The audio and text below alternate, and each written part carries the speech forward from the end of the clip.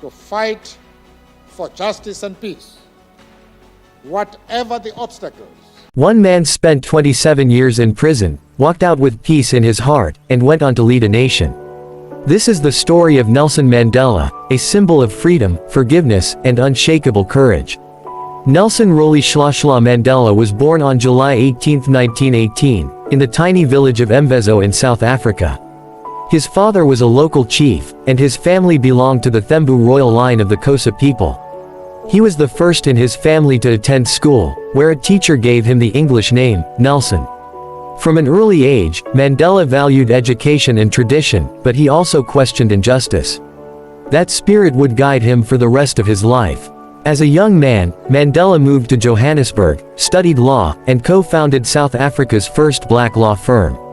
But apartheid, the system of racial segregation, was tightening its grip. In 1944, he joined the African National Congress, rising as a passionate voice for the oppressed. Peaceful protest was his starting point, but as the government became more violent, Mandela helped form the ANC's armed wing. In 1962, Mandela was arrested and eventually sentenced to life in prison for conspiracy against the state. He spent 18 of those 27 years on Robben Island, confined to a small cell, forced into hard labor. Yet, even in prison, Mandela became a leader, uniting inmates, studying law, and continuing the struggle through words and willpower. In 1990, after global pressure and internal unrest, Mandela was finally released.